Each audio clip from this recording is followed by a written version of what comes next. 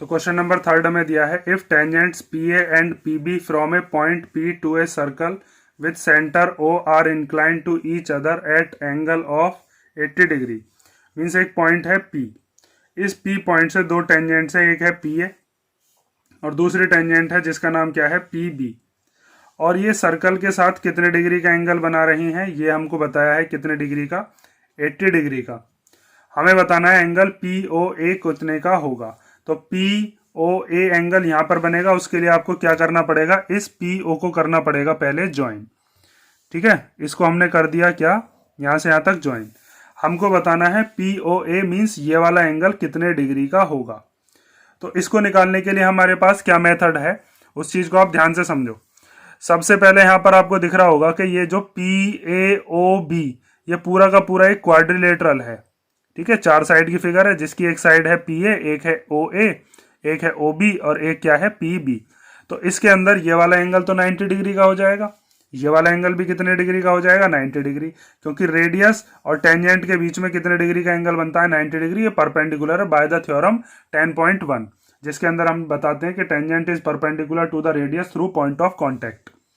तो ये दोनों एंगल तो हमारे पास कितने कितने डिग्री के आ जाएंगे, 90 के। ये पूरा का पूरा हमारे पास कितने डिग्री का है, 80 डिग्री का।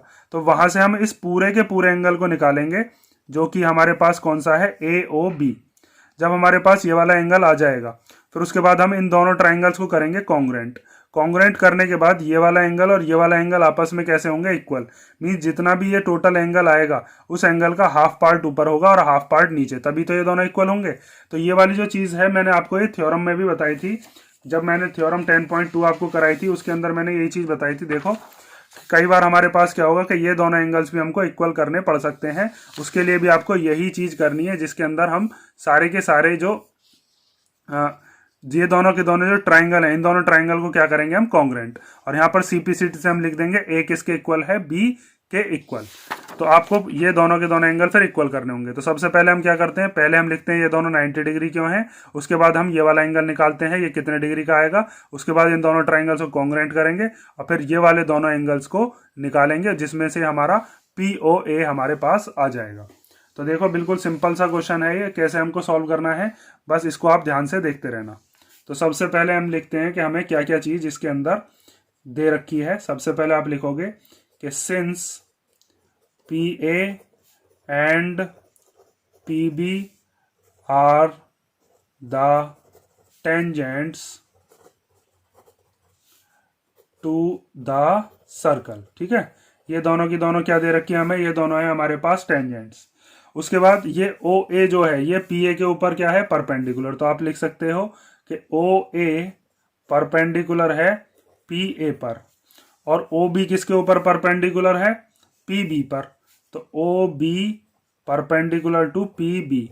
इसके आगे रीजन क्या लिखेंगे, वही हमारी जो थ्योरम है, थ्योरम नंबर 10.1। ठीक है, ये चीज आप लिख दोगे। उसके बाद ये वाला जो एंगल है, angle O A P, angle O A P ये कितने डिग्री का हो जाएगा, 90 डिग्री का, क्योंकि यहां पर ये परपेंडिकुलर है। ऐसी angle O B P, angle O B P ये भी कितने डिग्री का हो जाएगा, 90 डिग्री का। अब आप इस क्वाड्रिलेटरल के अंदर देखोगे जिसके अंदर हम एंगल ये वाला निकालने वाले हैं पूरा का पूरा। तो कौन सा क्वाड्रिलेटरल ले रहे हैं, इन क्वाड्रिलेटरल जिसका नाम है A P B O, A P B O. तो चारों के चारों एंगल्स का सम कितना होगा हमारे पास, 360 डिग्री। अभी हमने जो पिछला वाला क्वेश्चन किया है, सेकंड वाला क्वेश्चन, उसमें भी हमने चारों एंगल्स का सम 360 डिग्री लिया था। तो इस वाले एंगल का तो इसने खुद ही नाम बताया था या दे रखा था, अच्छा दिया है बस। तो इसका नाम हम अपनी तरफ से लिखते हैं बी पी ए।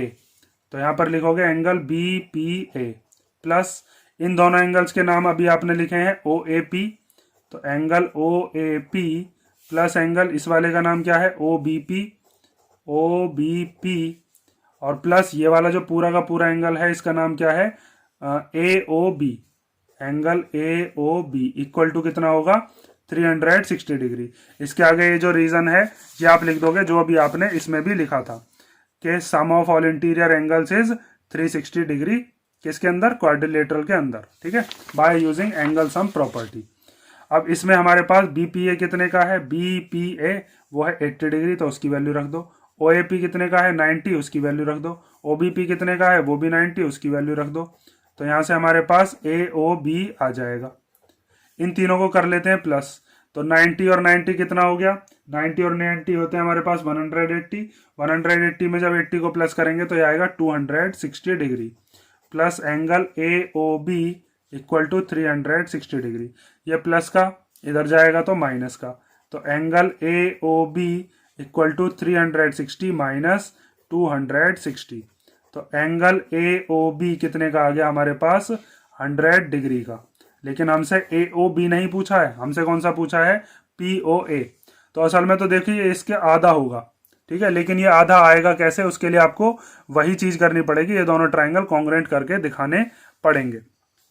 तो देखो इस दोनों को ट्राइंगल्स को अब हम क्या करते हैं कॉन्ग्रुएंट करते हैं। तो हमारे पास जो दो ट्राइंगल्स हैं उनके नाम क्या क्या हैं, देखो यहीं पर कर देते हैं, चलो इधर। हमारे पास दो ट्राइंगल है, in triangle O A P और एक दूसरा ट्राइंगल है जिसका नाम है O B P. O B P, तो सबसे पहली चीज लिखेंगे ओ ए किसके इक्वल है ओ बी के।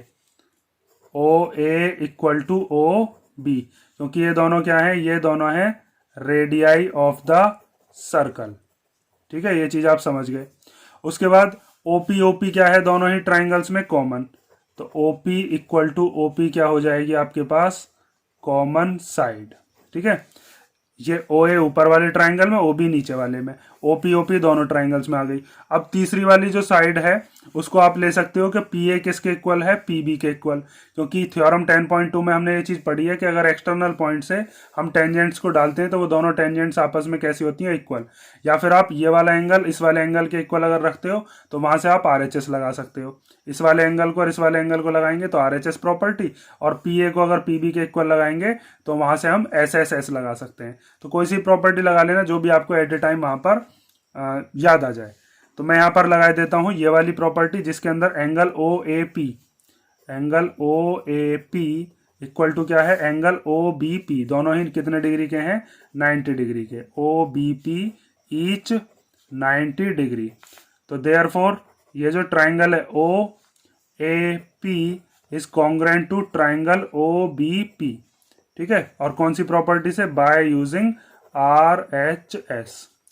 ये चीज आप समझ गए।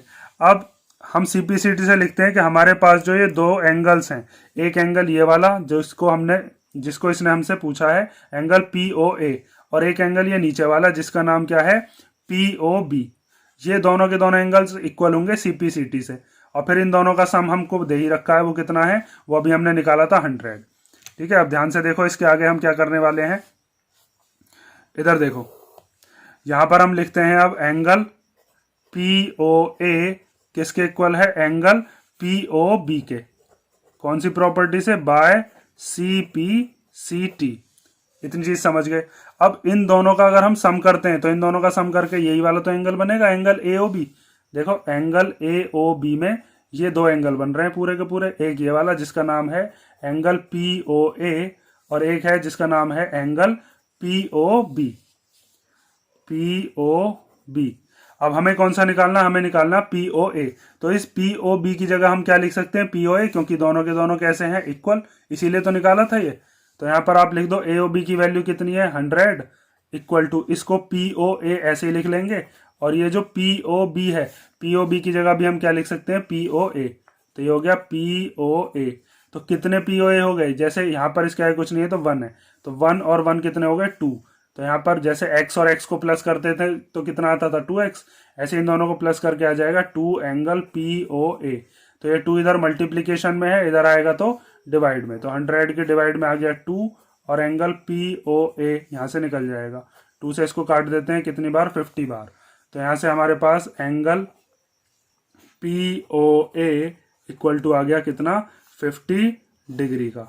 तो हमारे पास कौन सा ऑप्शन सही हो गया इसका, ऑप्शन नंबर फर्स्ट। ठीक है, ये ए वाला ऑप्शन इसका सही हो गया।